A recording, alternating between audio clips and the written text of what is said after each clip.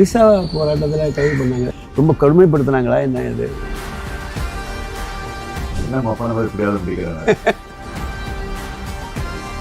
எனக்கு யூஎஸ்ஏ போய் படிக்கணும் அப்படின்னு ஆசை. போகும்போது எங்கள் அம்மா உண்மையாக தான் நிற்கும். அது ஒன்றிய அரசு 76 உங்களுக்கு 85.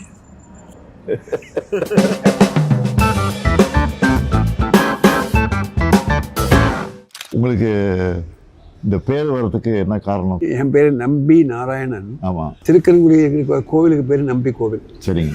என்னுடைய அப்பாவுக்கு அம்மா பேர் நம்பி, அந்த வச்சுக்கிட்டு அவர் நம்பின்னு ஆரம்பிச்சார் அந்த பேர். நாராயணங்கிறது எங்கள் அப்பா நாராயண பக்தர், அதனால் அப்படி வச்சுக்கிட்டார். நீங்கள் பிறந்தவர் நான் பிறந்த ஊர் கேரளா, திருவனந்தபுரம். பிறந்த 41 நாளைக்கு வி மூவ் பேக் நாகர்கோவிலுக்கு வந்துட்டோம். நாகர்கோவில். ஆக்சுவலாக உங்களுக்கு இந்த விசா போராட்டத்தில் கைது பண்ணாங்க, எந்த வருஷம் அது? 75 எமர்ஜென்சி. ஆமாம். 76 ஜனவரி மாதம். ஆமாம், அதை கேட்கலாமா? நீங்கள் எப்படி அதை ஃபீல் பண்ணீங்கன்னு அது எப்படி அது விசா அது ரொம்ப கடுமைப்படுத்தினாங்களா என்ன இது? அது 76 ஜனவரி 31 நான் அரெஸ்ட் ஆனேன். சரி. ஆட்சி கலைஞ்ச உடனே தலைவர்கிட்ட போலீஸ் வந்துடுச்சு. உங்களை கைது பண்ணல, உங்கள் பையனை அரெஸ்ட் பண்ண வந்திருக்காங்க. அப்போ நான் ட்ராமாலாம் நடிச்சிட்டு இருந்தேன். முரசை முழங்குன்னு ட்ராமா, திண்டுக்கல் தீர்ப்புன்னு ஒரு ட்ராமா. சரி. அந்த மாதிரி ட்ராமாலாம் நடிச்சிட்டு இருந்தேன். அதனால் என்ன அரெஸ்ட் பண்ண சொல்லி அங்கே ஆர்டர் போட்டாங்க. உங்களுக்கு மேலேருந்து உங்களை அரெஸ்ட் பண்ண வரல, உங்கள் சன்னை அரெஸ்ட் பண்ண வந்துருக்கேன் சார். அவன் நாடகத்துக்கு போயிருக்கான், நாளைக்கு நைட்டு தான் வருவான். வந்தோன்னு நானே ஃபோன் பண்ணுறேன், ஃபோன் பண்ணி அழைச்சிட்டு போங்க அப்படி சொல்லி அனுப்பிச்சிட்டாரு. அதுக்கப்புறம் நான் ஸ்ட்ரெயிட்டாக வீட்டுக்கு வந்துட்டேன். தலைவரை ஃபாதரை பார்த்தேன். நான் அரெஸ்ட் பண்ண போலீஸ் வருது, நான் ஃபோன் பண்ணி சொல்ல போகிறேன் கமிஷனருக்கு, ரெடியாக வந்தார். உடனே பிடிச்சி வச்சு ரெடியாக கிளம்பிட்டேன். எனக்கு ஃபஸ்ட்டு ஜெயிலில் தான். எப்போவுமே கைதிகளை சிறைக்கு நைட்டில் நடக்கக்கூடாது. ஆனால் என்னை என்ன பண்ணுறாங்கன்னா, நைட்டோட நைட்டாக ஏழுக்கு கூட்டு போய் உள்ளே போகிறான். எனக்கு சுடுகாடு மாதிரி இருக்குது, 10 பறி இருக்கின்ற மாதிரி இருட்டு போவேன். கைதிகள்லாம் அங்கங்கே அடிச்சு வச்சுருக்காங்கல்ல, ஒருத்தங்க பாடிட்டு இருப்பாங்க, ஒருத்தங்க கத்திக்கிட்டு இருப்பாங்க, பேசிகிட்டு இருப்பாங்க, ஒரே சவுண்டு. மத்திய சிறை கடைசி பிளாக், 9th பிளாக். அங்கே யாரை அடைச்சி வச்சுட்டாங்கன்னா, அந்த தொழுநோய் அந்த பேஷண்ட்டை தான் அங்கே இருந்திருக்கிறாங்க. ஏன்னா பஞ்சு, இந்த ரத்தம் எல்லாம் எல்லாம் செவத்தில் இருக்குது. அவன் வரிசையாக 11 ரூம்ஸ். அதில் ஒரு தாராளமாக படுக்கிறதுனா ஒருத்தர் 2 பேர் தான் படுக்கலாம். ஒரு ரூம்லேயும் 9 பேர் 10 பேர் படுத்திருக்காங்க. எல்லாம் தூங்கிட்டு இருக்காங்க. நான் உள்ளே போன உடனே தெரியாமல் இருட்டில் ஒருத்தர் மீச்சிட்டேன் கையை. யாருன்னு பார்த்தா வீரமணி. ஓ, தம்பி முடிச்சாரு. ஏன்னா சாரிண்ணா நீங்கள் மற்ற வாவான்னு கூப்பிட்டாரு. அந்த சென்னை சிறைச்சாலை மருத்துவர் பொறுத்த வரைக்கும் என்னென்னா, வித்யாசாகர்னு ஒரு சூப்பரண்ட் இருக்காங்க. அந்த சூப்பரண்ட் பச்சைபாஸ் காலேஜ் ட்ரஸ்ட்டில் எலெக்ஷன் நிற்கிறாரு. அப்போ என்விஎன் சோமுன்னு அந்த திமுகவில் அவர் நடராஜனுடைய அவர் ஏற்றுன்னு ஜெயிச்சிட்டாரு. அதில் அவருக்கும் விசா கைதிங்கிறது ஒரு நாளைக்கு 40 ரூபா 60 ரூபா செலவு பண்ணணும். ஒரு கைதிக்கும் ஃபேன் போட்டு கொடுக்கணும், பெட்டு கொடுக்கணும், கொசுவரை கொடுக்கணும், பேஸ்ட்டு கொடுக்கணும், ப்ரஷ்ஷு கொடுக்கணும், எல்லா ஃபெசிலிட்டிஸும் இருக்குது. ஆனால் எந்த வசதியும் கிடையாது. 9 பேர் வரிசையாக படுக்க வச்சுருக்காங்க. யூரினுக்கு ஒரு பானை, குடிநீருக்கு ஒரு பானை பக்கத்தில் இருக்கும். அந்த மாதிரி அது சிலத்தையும் யூரின் பாஸ் ஆகி ஃபுல்லாகி வழியும். ஏப்பா, ஏன்னா 9 பேர் படுத்துருக்கோமே, 9 பேர் யூரின் போனதுலாம் என்ன வருது? டார்கெட்லாம் காலையில் தான் எழுச்சி போகணும். 2-3 டேரக்டாக இருக்கும். அது ஒரு 10 நிமிஷம் திறப்பாங்க. அதுக்குள்ளே அந்த 100 பேரும் போயிடணும். அந்த மாதிரிலாம் குடும்பம் இருந்துச்சு. நைட்டில் 8 மணிக்கு 3 மணிக்கு வருவாங்க. ஒரு 9 பேர் 10 பேர் வருவாங்க. அது ஆயுள் கைதி இருக்காங்களா அங்கே, அவங்கள வச்சு அடிக்க வைப்பாங்க. ஓப்பா, வரிசையாக 10 ரூம் இருக்குன்னு வச்சுங்களேன். 10ஆம் நம்பரில் கூப்பிட்டு அதில் 10 பேர் வருவாங்க. அடி எங்களுக்கு சத்தம் கேட்கும். நாங்கள் 1ஆம் நம்பரில் இருக்கோம். அப்போ எங்களுக்கு வர வரைக்கும் நாங்கள் பயந்துட்டு உட்காந்துருக்கணும்.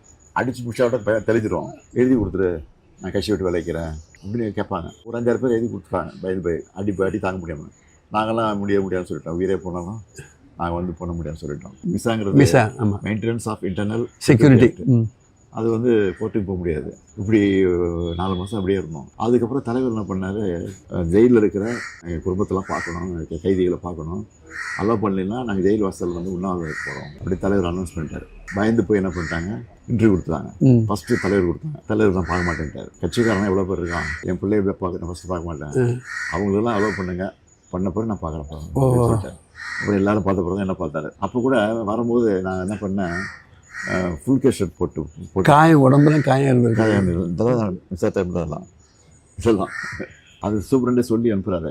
மேலே கூப்பிட்டு இந்த காயெல்லாம் காட்டக்கூடாது, ஃபுல் கேஸ் ஷர்ட்டை போட்டுவாங்க அப்படின்னு சொல்லி ஃபுல் கேஸ் ஷர்ட்டை போட்டு சொன்னார். அப்போ தலைவர் பண்ணோன்னா தலைவர் புரிஞ்சுக்கிட்டாரு. 1 வருஷம் கரெக்டாக 1 இயர் தான். 1 இயர் இவ்வளோ இருக்குதுங்க. ஆமாம், 1 இயர் தான். வெளியில் வந்த பிறகு நாங்கள்லாம் சேர்ந்து கம்ப்ளைண்ட் பண்ணி அப்புறம் இஸ்மாயில் கமிஷன் என்கொயரின்னு ஒன்று போட்டாங்க. அதில் போய் இதெல்லாம் நான் சொல்லியிருக்கேன், எல்லாம் பதிவாகிருக்கு. நான் 89 ஜெயிச்சு உள்ளே போகும்போது தலைவர் சிஎம் இருக்காரு. அப்போ நான் இதுவெல்லாம் ரெக்கார்ட் பண்ணியிருக்கேன் அசம்பிளியில். இதே மாதிரி தான் ஒரு காரணம் இல்லாமல் ஒரு ஃபேப்ரிகேட்டட் கேஸில் அரெஸ்ட் பண்ணுறாங்க. நானும் அதே மாதிரி தான் கிட்டத்தட்ட அனுபவிச்சிருக்கேன். இதில் எப்படி இன்ட்ரெஸ்ட் உங்களுக்கு வந்தது? நீங்கள் படிக்கும் போதே வந்துருச்சா? படிக்கும்போது இன்ட்ரெஸ்ட் வர்றதுக்கு மெயின் காரணம் வந்து என்னென்னா, நான் வந்து வெரி பிரைட் ஸ்டூடெண்ட். இப்போ எனக்கு வந்து இந்த ராக்கெட்ரிங்கிறது வந்து அப்போ வந்து எனக்கு வந்து தெரியும். ஆனால் அந்த ராக்கெட்ரி நம்ம பண்ணுவோம்னோ நம்ம முன்னேறும் அதெல்லாம் அதை பற்றின ஒரு ஐடியா கிடையாது. எனக்கு யூஎஸ்ஏ போய் படிக்கணும் அப்படின்னு ஆசை. அப்போ யூஎஸ்ஏக்கு அப்ளை பண்ணேன். பிரின்ஸ்டன்லேயும் அப்ளை பண்ணேன், கால்டெக்லேயும் அப்ளை பண்ணேன். 2லேயுமே அட்மிஷன் கிடச்சிது. வந்துருச்சு. போகும்போது எங்கள் அம்மா வந்து ஒரு ஹார்ட் பேஷண்ட். 6 days ஆர் நம்பர். டாக்டர் சொல்லிட்டாரு, எத்தனை நாள் ஆகும்னு சொல்ல முடியாது, நீ போன உடனே கூட அவள் செத்து போயிடலாம் அப்படின்னாரு. நான் பயந்து போய் உட்காந்துட்டேன். அந்த வருஷம் கட் பண்ணேன். அடுத்த வருஷமும் கட் பண்ணேன். அடுத்த வருஷம் கட் பண்ணும்போது தான் எங்கள் அம்மாவுக்கு தெரியுது நான் வந்து வேணும்னே அவளுக்கு அப்படி இங்கே உட்காந்துருக்கேன் அப்படின்னு. அதுக்கப்புறம் அவங்க இறந்து போயிட்டாங்க 2-3 வருஷத்துக்கு பிறகு. நானும் அதுக்கடுத்து ஐஎஸ்ஆரில் ஜாயின் பண்ணி போயிட்டுருக்கேன். இன்ஜினியரிங் காலேஜில் படிக்கும்போதே நான் வந்து ஆடிட்டோரியல் கான்டெஸ்ட்டில் கலந்துக்குவேன். 63-64 காலகட்டத்தில் அண்ணா வந்து ஒரு ஜட்ஜாக இருக்கார். அப்படி தான் ஃபஸ்ட் டைம் நான் அண்ணாவை பார்க்குறது அங்கே வச்சு தான் பார்க்குறேன். அண்ணா பார்த்தது அப்போ? ஆமாம், அப்போ தான் பார்க்குறேன். இந்திய எதிர்ப்பு போராட்டம் நீங்களே போனீங்களா? இந்திய எதிர்ப்பு போராட்டத்தில் நாங்கள் ஆக்சுவலாக பயந்து போயிட்டோம். மதுக்கரையில் வந்து ஷூட்டிங் நடக்குது, கோயம்புத்தூர் மதுக்கரை. நாங்கள் தொடங்கினது வந்து மதுரையில், கோயம்புத்தூர் இது பண்ணி அது கையை மீறி போயிடுச்சு. நாங்கள் எதுலையுமே வன்முறையில் ஈடுபடுறோம்னு நாங்கள் அதுக்கு போகவே இல்லை. நார்மல் வச்சு அவன் வந்து இவரை மாதிரி ஒரு சாதாரண துப்பாக்கி வச்சு ஷூட் பண்ண மாட்டான். அதில் எத்தனை பேர் இறந்தாங்க? ஆமாம், 300 பேருக்கு மேலே இருக்கும். ஆனால் வெளியில் சொன்னது வந்து 10 பேர், 22 பேர் சொன்னாங்க. இந்த மொழி வந்து நம்ம ரத்தத்தில் ஊர்னது. இருக்கக்கூடிய தலைவர்களையே அதுக்காக வேண்டி பாடுபட்டு இருக்கிற ஆள் நீங்கள் ஒரு ஆள் தான். அண்ணா மீது வந்து உங்களை எப்படி பற்று வந்தது? ஒரே ஒரு காரணம் தான், அவருடைய பேச்சு திறன். நாகர்கோவிலில் வந்து திமுக மகாநாடு நடக்கு. மழை தண்ணி இது வரைக்கும் நிற்கும். அப்படியே நின்றுட்டு நாங்கள் பேச்சை கேட்குறோம். அது ஒரு மெஸ்மரைசிங் டாக். அப்படியே அந்த கூட்டம் அப்படியே நிற்கும். அவருடைய வார்த்தைகள்லாம் எண்ணப்பட்ட வார்த்தைகள். Mister Annadurai your days are நம்பர்ங்கிற போது, but my steps are measured அப்படிம்பார். இம்மீடியட். அதாவது அதுக்கு ஒரு நிமிஷம் யோசிக்கிறது கூட கிடையாது. ஆங்கிலத்திலையும் சரி தமிழ்லையும் சரி அவரை பிடிச்சதுக்கு யாரும் கிடையாது. ஏன் அவங்க கலைஞர் இருக்கீங்க, அவருடைய பேச்சுமே வந்து அதுக்கு இதை எமோஷன் இருக்கும். ஒரு மாதிரி உறங்கிட்டு இருக்காம முழிச்சிருவான். திருக்குறளுக்கு உரை எழுதியிருக்காங்கல்ல, பரிமேலழகர் எழுதியிருக்காரு. அப்போ குறள் இவர் எழுதியிருக்கிறதுல தெய்வம் தொழால் கொழுநன் தொழுதழுவாள் பெய்யன பெய்யும் மழை. அந்த இன்டர்பிரிட்டேஷன் வந்து யாருமே சொல்லலை. அண்ணா கிட்ட நேரடியாக நீங்கள் பேசியிருக்கீங்களா? பேசியிருக்கேன், நான் பேசியிருக்கேன். என்ன எந்த விஷயம் பேசுறீங்க? என்ன ஞாபகம் இருக்கு உங்களுக்கு? 2-3 ஞாபகம் இருக்குது. எனக்கு அவருக்கு கனெக்ஷன் ஒன்றே ஒன்று. எனக்கும் தமிழ் பிடிக்கும், அவருக்கும் தமிழ் பிடிக்கும். அப்போ ஆக்சுவலாகவே அந்த சமயத்தில் வந்து தமிழுக்காக வேலை பார்க்கலாங்கிற அளவுக்கு நாங்கள் வந்துட்டோம். அப்போ அவர் சொன்னார், நீங்கள்லாம் முதல்ல நாட்டுக்கு பணிக்கு போங்க, இங்கே வராதிங்க.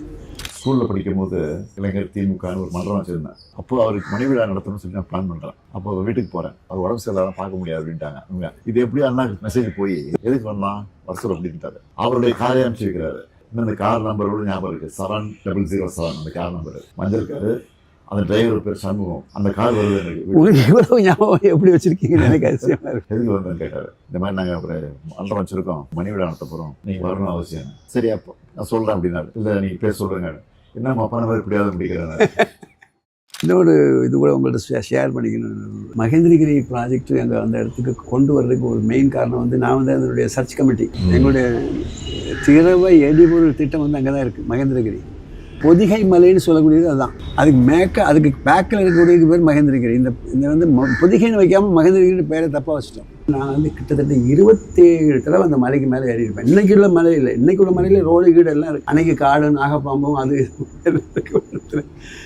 அந்த மாதிரி மலையில் ஏறி போயிருக்கோம். கீழடி பொருணையெல்லாம் பார்த்துருக்கேன். கீழடி ஆராய்ச்சி தான் சார். கீழடியை பற்றி எனக்கு வந்து ஒரு கருத்து இருக்குது. கீழடி பற்றி இல்லை, பொருணையை பற்றி ஒரு கருத்து இருக்குது. அது வந்து ஒன்றிய அரசு கோஆப்ரேட் பண்ணாங்க, நல்லா வரும். உண்மையாக தான் நிற்கும். நம்முடைய சங்க இலக்கியங்கள்ல இருக்கக்கூடிய சான்றுகள் இருக்குது. பூம்புகார் நம்ம வந்து கடல் ஆராய்ச்சி காவிரி படணும், அது கலைஞர் இருக்கும்போது பண்ணார். அதுக்கப்புறம் வந்து ஏன் உண்மை பண்ணலைன்னு எனக்கு தெரியும். அது கவர்மெண்ட் மாறுறதுனால அப்படியே விட்டாங்க. அதை நீங்கள் பண்ணீங்கன்னா ரொம்ப நல்லா இருக்கும். பண்ண ஆரம்பிச்சாரு. ஆமாம், உங்களை மாத்திரம் தான் நம்பி இருக்காது, வேற ஒன்றுமே இல்லை. இப்போ வந்து காலை உணவு நீங்கள் கொடுக்குறீங்களா, இது one of the fantastic suggestion. இப்போ என்ன அடிப்படை தேவை நமக்கு? மக்களை வந்து ஓரளவுக்கு அறிவு கொண்டு வரணும், எஜுகேஷன் கொண்டு வரணும். இப்படி காமராஜுக்கு வந்து மதிய உணவு திட்டம் பேர் கொடுத்ததோ கரெக்ட், அது மாதிரி திராவிட மாடல் அரசுக்கு வந்து காலை உணவு திட்டம் வந்து கரெக்ட். ஆமாம். விண்வெளி தழும்புகள் எனக்கு ஏற்பட்ட துன்பம் வாழ்க்கை சரித்திரம் கூட தமிழ் டிரான்ஸ்லேஷன் மாதிரியே இருக்காது. உண்மையிலேயே தமிழ் எழுதுன மாதிரி இருக்கும். முடிஞ்சால் நீங்கள் வாசிச்சு பாருங்கள். கையெழுத்து தமிழ்லேயே போட்டு அனுப்பி. நன்றி நன்றி நன்றி, மகிழ்ச்சி. இது வந்து என்னோடது. உங்கள் ஃபோட்டோகிராஃப் தீப்பரவட்டம் தோட்டத்தரணி தெரியுது. அவர் தான் இது பண்ணார். One of the best art directors.